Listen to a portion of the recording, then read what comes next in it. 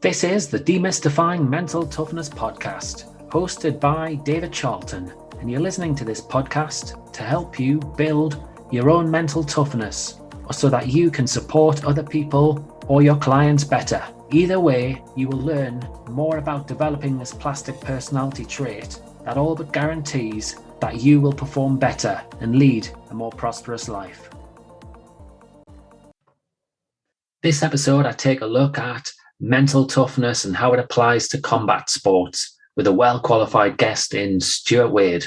Stuart has won 4 world titles in taekwondo and in kickboxing. He's certainly someone not to be messed with.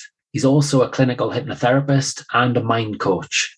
We chat about controlling your emotions and maintaining your composure after being hurt and despite being in pain. We go on also to discuss fatigue and the impact that this can have on you as a fighter, mentally preparing for fights, intimidating your opponents, making the weight, and a whole lot more.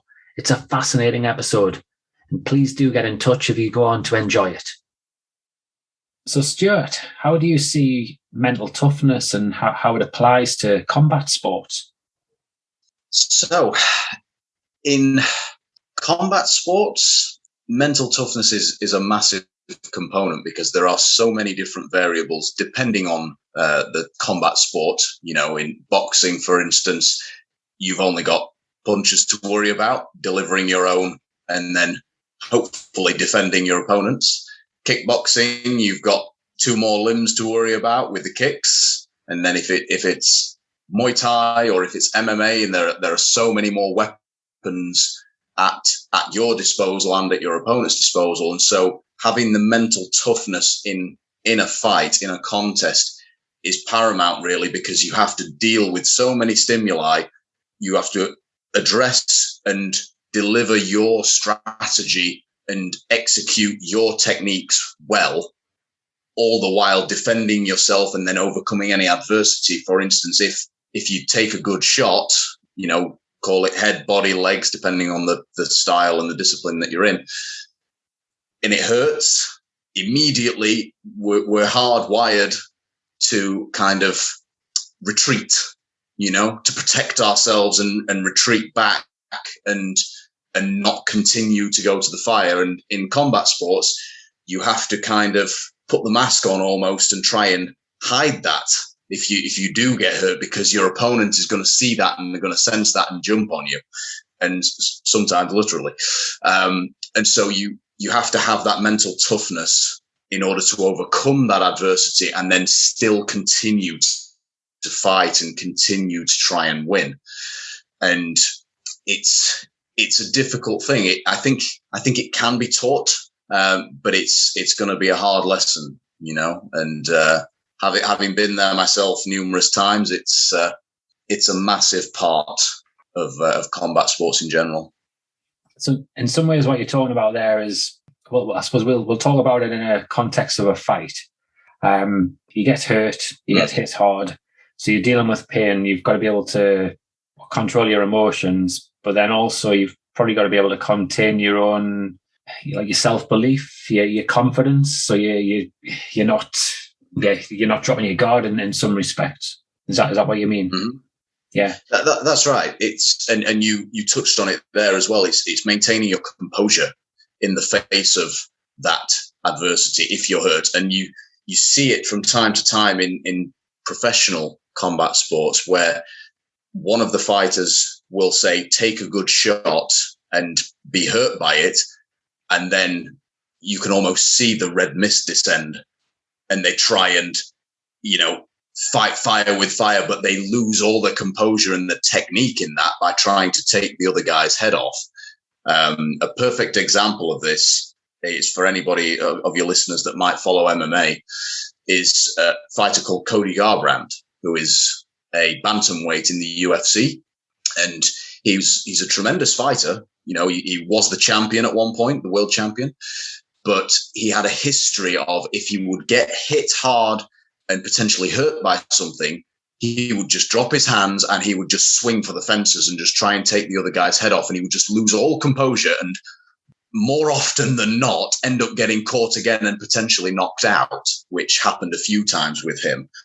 And so, yeah, it is. It's hiding the pain that you might be feeling, continuing to maintain your composure, continuing to execute your strategy then to the best of your ability to go on and hopefully win the fight, or at least give your best effort to win the fight, despite how the tide might be going against you a little bit, if that makes sense. Yeah, it does. And I suppose when you're in that type of situation, it would be a case of trying to frame it in your mind as a bit of a challenge. So, okay, right, I've been hurt, but this is my job to, in effect, to get you back, and I'm going to get you back, but doing it, like you say, in a composed manner, as opposed to folding, and as you say as well, going on to try and execute your plan, your strategy. Yeah, 100%. And I've listened because I'm a lifelong martial artist. I've been training since I was 6 years old, and competing since then as well. I'm a massive follower of it, and particularly nowadays the sport of MMA. And there was a fighter I think he's retired now, but he was almost the champion a number of years ago. An American guy called Chael Sonnen, and he's hilarious. He's such a character. He's a brilliant trash talker. But I remember listening to one of his podcasts where he was discussing their mental preparation, or at least his mental preparation going into a fight, and he would mentally rehearse being in bad positions almost more than if things were going well for him. So he'd be mentally rehearsing being underneath the guy, with the guy on top trying to punch him, or being caught almost in a submission hold, or whatever it might have been. He would mentally rehearse being in those negative situations so that it became familiar, and then rehearse mentally how to get out of those, go through the steps in his mind to get out of those positions, and then either get to a neutral footing or then to completely turn it around and for him to start to get on top of the action, so to speak. And it is very interesting because in combat sports, things can go sideways very quickly. And you have to be able to deal with that mentally and physically. That's fascinating, that one, actually, the whole planning for the worst, because you do see it in top level across a range of sports that athletes do that. But so often people just get so comfortable, and in a way they're frightened to go there. They don't want to think about the things that may well go wrong. But there's such an advantage to doing that. You give yourself a mental edge, ultimately. Yeah, absolutely. That's the thing. If you only rehearse physically in actual practice or mentally, if you only rehearse things going your way, when you get in there, and if things don't go your way, what are you going to do? You haven't prepared for that.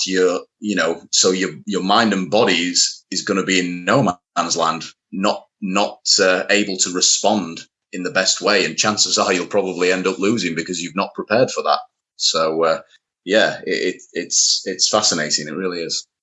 Going back to what we talked about with the dealing with pain and the hurt, obviously we talked about it from a fight context.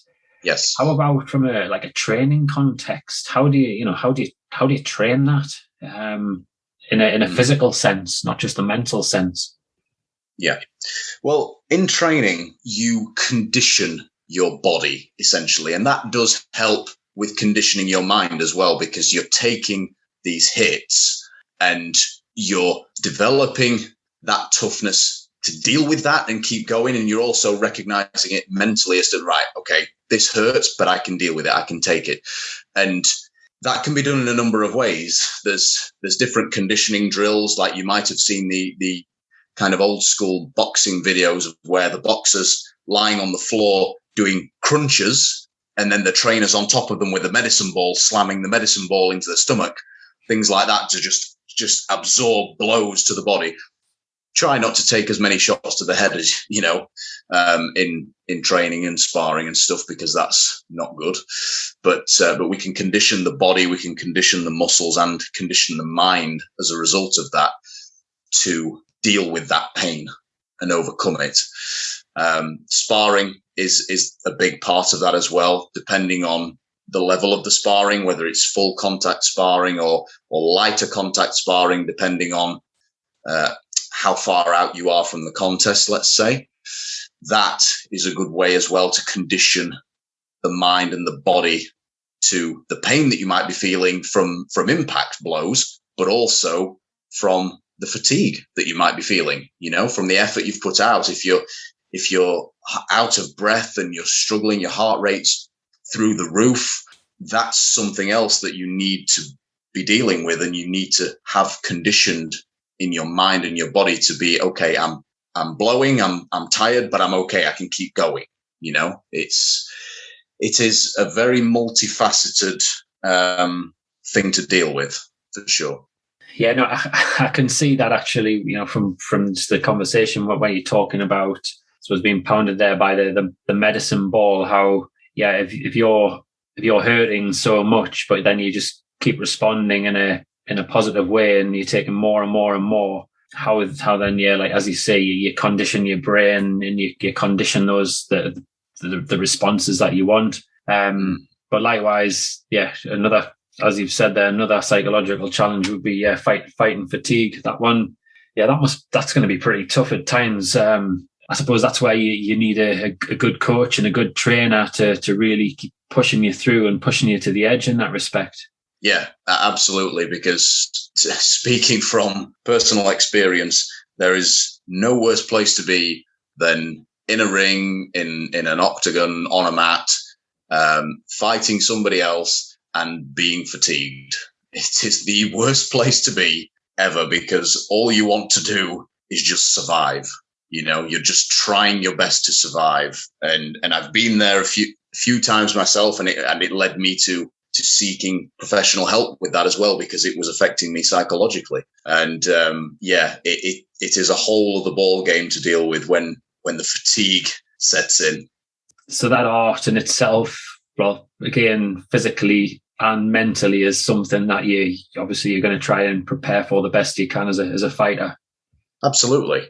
Yeah. I mean, if you've trained hard enough, if you've eaten good enough nutrition, got enough sleep and recovery, that will give you confidence that going into the fight, the tournament, whatever it might be, that you've given yourself the best chance going into that. And you've given yourself the best chance then of executing well without becoming fatigued. It's a different level. You can train as hard as you want, but typically it notches up a level in a fight when the pressure's on, when you're in that moment, that you will probably get fatigued. But if you have trained hard enough, like I say, you've done your mental preparation as well, you've put yourself in the best position to deal with that fatigue if and when it sets in competition. So obviously, I know you fought at a high level yourself. When you've been in that position yourself, and when you've been fatigued and you're under severe pressure as well, how do you get through those moments? What little mental strategies do you have up your sleeve? Well, that's an interesting question, because one particular instance that springs to mind was I fouled my opponent. Purely to buy myself a little bit of time to regain my composure and try and get a second wind. And somehow I got away with nothing, so much as a verbal warning, which was amazing. But yeah, that's the thing. It's keeping your hands up is a big thing, because when you get fatigued, the first things to go are your hands start to drop and your feet slow down. So you struggle to move out of the way. And so when that fatigue sets in, even if your feet start to slow down, if you can cover up the target areas and protect yourself to the best of your ability while you just try and breathe and ride the storm before you can get out of there, that's a big one, because it's not going to last forever, And as long as you're aware in the moment that it's horrible right now, it's not good right now, but if I just take a few seconds to compose myself, then I'll be able to deal with it. And, your energy systems in your body don't take all that long to replenish. Your ATP fuel stores can be 50% replenished in 30 seconds. And yes, you might not have 30 seconds to kind of bide your time. But if you can take a few seconds 10 seconds, something like that. You replenish those stores just a little bit to then hopefully be able to get out of there. But it is having the awareness in the moment that it's only right now. It's not going to last forever. And if you can just take a few seconds, take a few breaths, compose yourself, and then get out of there or fire a counter punch or kick, whatever it might be, to just get yourself back in there and make your opponent think, because it's getting their respect back again. If they recognize that you're fatigued or if they've hurt you, they're going to be all over you trying to finish it. And so if you can have, like I say, that awareness to just cover up, bide your time, throw something back, get out of there, that will help you to reset then mentally and physically, and then try and work your way back into the contest. So I suppose what you're saying there, you mentioned the words, it won't last forever. It made me think about, in effect, what you're trying to do is stay in the moment, stay very present. So if you're in that sort of situation, are you saying, right, well, let's really just think about the next, 10 seconds, 30 seconds. Don't get yourself overwhelmed by the following round or the 5, 10, 15 minutes ahead. That's right. It's if you're not in the moment in a fight, even in sparring, in the gym, if you're not in the moment, if your mind's starting to go elsewhere for whatever reason, it's a bad place to be, because you need to be fully zoned in. I tend to be a bit of an overthinker personally. I can go off on tangents and my mind starts racing a little bit. But one of the few times when I'm completely zoned in and fully focused is when I'm in there in sparring or in competition, because I have to be. If I'm not, I'm putting myself in danger. And again, we're biologically hardwired to avoid danger, and so that danger is immediate. That threat is right there. So I have to be fully zoned in. And what might help as well sometimes, and it has with me personally, is having some little mantra or some affirmation, however you might describe it, that's simple, short, succinct, and you can just say it to yourself in your mind in that moment as well. Something that gives you a bit of motivation and reminds you that, like I say, you're in the moment right now. Let's refocus. Let's get back to where we were. Just saying that little mantra, something that speaks to you. And it might be something that you've said yourself. It might be your own words, or it might be the words of somebody that you admire. It might be a celebrity or a professional athlete, somebody that you aspire to be like. Some words of wisdom from them can sometimes work really well. David Goggins is a big one for me personally. And some of his little catchphrases really get me fired up when I'm struggling. And so, yeah, I think it's finding a method that works for you as well. Yeah, because as you say, it's very personal. Just one word said by myself is personal to me, likewise for you, and it could mean very, very different things. This is a short advertisement introducing the sponsor for the show, Chimera Sport, who produce a range of sportswear and equipment to help enhance performance and recovery, reducing injury occurrences. And as someone who has had long-standing back issues, I've personally tested some of the garments and I've been more than happy with them. You'll also find that the infrared sportswear has been clinically tested too, so it's great for fitness enthusiasts who want to push harder, go further, and recover quicker. More details can be found on the product section of our website and in the show notes. Absolutely. So yeah, we've touched on a few different psychological challenges there. There's one that interests me as well, is this whole thing about like trying to intimidate your opponent. What advice, I suppose, would you give to any listener who maybe struggles with doing that? It's interesting because I personally never really tried to do the whole intimidation thing, not intentionally anyway. Oftentimes you would see fighters pacing a lot, and that was kind of their thing. They'd kind of, puff out the chest a little bit and swing their arms, think Conor McGregor, but not quite to that extent. But, they'd be pacing up and down in the corner and things like that. And I would see guys get intimidated by that. Me personally, I just try to keep my focus on myself. And I think that's all you can do in this, even though you're fighting an opponent. So somebody external to you, the battle really is within yourself, because you have to go in then and execute, and you have to maintain your composure, they are kind of irrelevant in a way. Yes, you have to defend what they're throwing at you and stuff. But in terms of the intimidation, I think it's staying centered on yourself and controlling what you can control. You can't control what they're doing. And so why worry about it? Don't pay attention to it. If looking at them is a problem, then that's distracting you. Don't look at them. Just do what you need to do to stay in there. And on the flip side, if you want to try and intimidate your opponent, do something that resonates with you, change your physiology and try and do that. But the whole point is staying focused on yourself, on your performance, your mindset in that moment, I think. Yeah, and again, I think from what you're saying there, it's going to be very individual, isn't it? Some people will probably enjoy staring their opponent down, whereas other people will feel quite uncomfortable with that, and you'll be able to spot that a mile off. So I suppose that strategy you wouldn't encourage.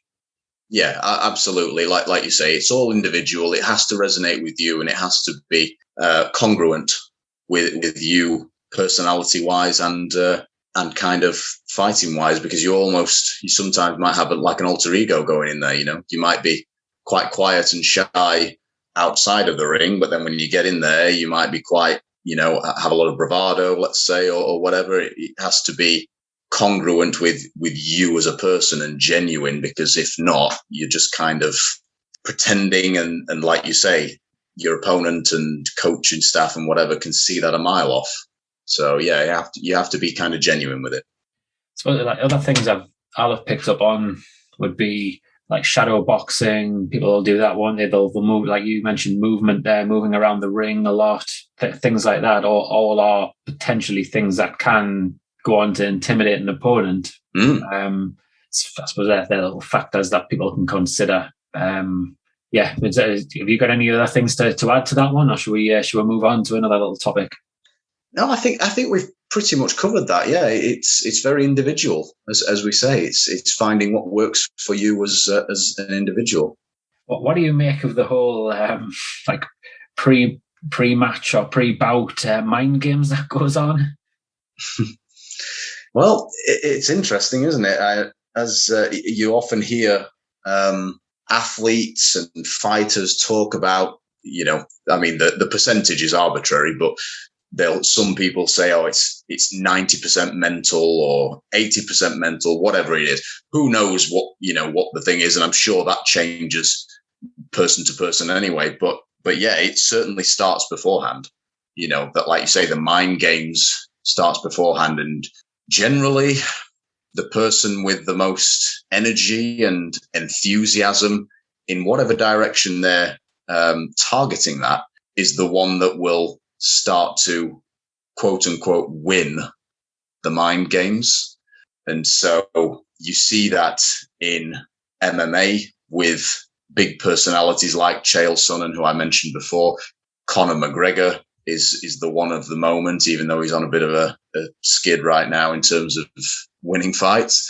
But it was always the mental warfare beforehand. And Conor in particularly, before recent times, he would often beat his opponents before he even got in the cage with them, because the things that he would say, he would get his opponent emotional, and that would play right into his hands because he was able to keep it cool and keep a calm head. And I remember listening to an interview before the Conor McGregor Nate Diaz fight. I forget which one it was, whether it was the first one or the second one, but I might have been the second one, actually, come to think of it. And in the press conference, Conor was going crazy. He was throwing all sorts of insults, and then he was physically throwing cans of Monster Energy drink at the other guy's teammates and stuff. He looked like he lost his mind on the stage in the press conference there. And so much so that they ended the press conference, security, dragged him out of there. And apparently his coach thought that he'd lost it, He just completely lost his composure. He lost his cool, and things were not good. And apparently Conor went off the stage then once the security had stopped dragging him off, and he said to his coach, okay, the illusion of insanity is done now. Back to the game plan. And that was it. And it was all an act for him. And that was amazing, He's a damn good actor then. Yeah. It was amazing, because he even fooled his coach. So yeah, going back to your question, yeah, the mind games are an important part of it, and can be quite an amusing part for outsiders looking in. It certainly sounds that way. And yeah, as you say, it's all about really trying to just arouse those emotions in your rival, isn't it? That's the key in all of that. That's right. There's one challenge we haven't touched on from a psychological point of view, and it would be the trying to make the weight. I can imagine that can be difficult for some fighters, and it can have a knock-on effect when they go into bouts. Yeah, it's a constant talking point in professional combat sports, making weight. You often see fighters absolutely killing themselves to get down to a lower weight class so that they can be the kind of, in theory, biggest and strongest, at the top of the weight class. And then they'll rehydrate after dehydrating themselves to make the weight. They'll rehydrate, fuel up with food, and then they'll go into the ring or the cage the following evening, and in some cases be 20 pounds heavier, and that's quite commonplace. That's not an extreme example. And if you hear the term hangry thrown about all over the place, but it's true, when you're hungry, when you're not fueling your body with sufficient calories and nutrients to train as hard as you need to train and just to function in day-to-day life, you become irritable, you become moody and aggressive, and managing that whilst trying to make the weight for the fight is a massive challenge in and of itself. And that's where having a good team around you to keep your spirits up and to keep you distracted, having a good support network is a big thing with that, because it's probably the most challenging thing outside of being hurt in a fight or being tired in a fight that a fighter's going to go through, because they're not going to trust their own mind in that sense, because they're going to be so moody and so irritable. Making weight is a massive challenge, and then they have to be doing it correctly as well. So many times in the past, it's a lot more sophisticated now in general, but the whole thing was, kill yourself in a sauna and dehydrate yourself so much to get down to the weight. And it's so dangerous. And you do hear stories of fighters actually dying during the weight cut process because they dehydrated so much that their body just shut down and they couldn't do it anymore.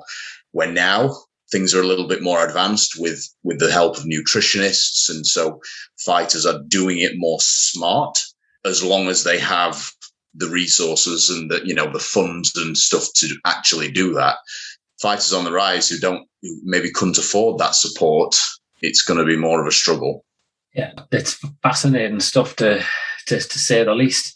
I can imagine as well with the pressure of a big fight coming up, how that in itself, your emotions get aroused, and you can be prone to overthink, and never mind going through what you're saying there about trying to lose weight and all the different methods in place. Yeah, that's right. And nowadays there's a lot more openness amongst a lot of fighters, and a lot of them talk about like playing video games a lot, things like that, to distract themselves from the weight cut, from the pressures of fight week, and all these kind of things. And it is having that distraction, because if not, like you say, you're going to be overthinking. You're going to ruminate on what's coming up, and you're going to start using that nervous energy, and that adrenaline's going to be going, and that then could end up causing adrenal fatigue, and you just go in there and just have an adrenaline dump. And so it's finding a strategy that that resonates with you as well. Some people like to be completely distracted. Some people not so much. They like to game plan a little bit more and focus on the strategy. It's finding out what's the best method for you, and then having a team to facilitate that. Yeah, no, I like that. In terms of the conversation we've had now, could you just pass on and share to the listeners 3 takeaways regarding the whole psychological aspects to combat sports? Sure. I think stay focused on yourself and what you can control is probably the biggest thing. You can't control what your opponent does. You can't control how your opponent's been training, or any intimidation tactics or mind games. You can't control any of that. All you can control is yourself and your response to it. So focus inward with that, I would say. And if things start to get riled up, just take a few deep breaths. Take 6 deep breaths and just let that activation in the brain calm down a little bit, and just recenter yourself first and foremost. In addition to that, I would say having an affirmation or a mantra, or, like we said before, a little word, something to cue a specific change for the good in your performance. That could be a good thing. That certainly worked for me before, as I said earlier. Different triggers, different anchors work for different people. It might be something auditory. It might be something that your coach can shout out, or it might be something that you see that might trigger that change. Okay, I see that now. I need to do this. Having those in place, I think, is a good strategy to have as well, because, as we've said before, if things are going sideways, if you're fatigued in there or you're hurt, you need something to break out of that. And if you just start getting distracted and just not focusing inward and getting overwhelmed, as you said, David, but in that moment, needs something to break that, needs something to break that state. And some kind of anchor or trigger is probably a good thing, but that needs to be installed, and it needs to be rehearsed and practiced throughout the sort of duration of your training camp, really, so that it becomes an automatic response in the moment when it matters. I think those are probably the biggest things psychologically, I would say. So we've got 3 things. And so, as you say, staying focused on you in order to remain in control. You've got the cue word, come mantra. And then, as you say, the whole trigger or anchor, so that you don't get overwhelmed. Yeah, no, I can see how they're so important, vital. It's going to mean fighters aren't going to just waste energy and emotion, or are they on the wrong things ultimately, and then that could cause a bit of a catastrophe, certainly in the result later on. Yeah, absolutely. And it can even be some little action as well. I remember, just as a little aside, I remember a boxer a number of years ago. His name escapes me, but he had a little habit that he would do in the ring when he would get hit by a big shot, let's say. He used to touch his forehead with his left glove. And that was his little anchor, his little kinesthetic anchor, to remind himself to keep his hand up, and you could tell that had been rehearsed and that had been practiced throughout his training camp. So anytime he took a big shot, if his hand was dropping, he just touched his forehead with his left hand, and he's like, right, keep the hand up. And something like that as well, like you say, that's that anchor kind of trigger. You can do it yourself as well. It doesn't have to be something external to you. Yeah, I think what you're saying there as well is the importance in practicing these things as well. You can't just go and see somebody like yourself or myself on a one-off basis and then expect to walk away from a session and be able to withstand some of these things. You've got to train it and practice it on a regular basis. Absolutely. I mean, we're good, but we're not that good, So, the magic wand doesn't. Yeah. Unfortunately, we don't. Yeah, but I'm going to throw in actually one extra little takeaway that I've taken from this. Something I've been aware of, but you've reminded me quite nicely, and it was about the visualization part in terms of seeing yourself when you're in trouble, when you're being challenged, and having difficult moments. I think certainly from what you're saying there in combat sports, that is going to apply hugely. So yeah, a nice little reminder for the listeners there. Absolutely. Well, should the listeners want to reach out to you, Stuart, and have a conversation with you, get some advice from you, where can they find you? Absolutely. The best place would be probably Instagram. My handle is at hypno, HYPNO, Stu, all one word, STU. Or my email address, which is Stuart, STUART, at DONT, hyphen lose, LOSE, hyphen weight, WEIGHT.co.uk. If anybody has any questions or wants to chat about anything we've discussed there, those are probably the best places to find me. Excellent. Well, those details that you've put there, I'll shove them in the show notes there. So yeah, people have got them on hand. Great, and can get in touch with you nice and easy. So yeah, I've loved the conversation, Stuart. I've learned quite a lot as well from this. So I'm sure the listeners also they'll get a lot from this, no doubt about it. So much appreciated. Oh, thank you for having me, David. It's been great. Really enjoyed it. As Stuart alluded to, combat sports certainly do test your mental toughness. And with training and practice, I can see how taking part can go on to actually improve your levels of mental toughness over time too. As a fighter, you're going to have a focus towards achieving your goals. It's an individual sport, so you're going to have to be committed, highly committed, in order to try and master your craft. And that's despite setbacks, losses, getting hurt. You're going to have to push yourself despite being injured at times. You're going to have to train really hard when you're fatigued, as well as obviously fighting in bouts when you're fatigued too. These factors can really mess with your head, but with good support, a desire to be the best version of yourself, you're likely to move up the continuum towards being more mentally tough. Now, an element of mental toughness is emotional control. And this is it's quite an interesting one. I would imagine most fighters are taught to have a poker face when they're competing, when they're fighting, and not to become overly emotional. Yet, there's going to be times where actually you can draw upon that raw emotion. You can really tap into it to be the most aggressive version of yourself and trying to overwhelm your opponent. So for me, the key there is trying to understand yourself and the way you think, the way you feel when you're fighting, when you're training, when you're practicing, and then try to adapt your approach, try to come up with strategies so that you get the best out of yourself and so that you can really manage your emotions well. So I hope you've enjoyed this episode. There is going to be more to come on combat sports in the near future, where I've lined up a few excellent guests in the coming months. Please do get in touch and tell me who you'd like on the show and also what type of topics you do find interesting.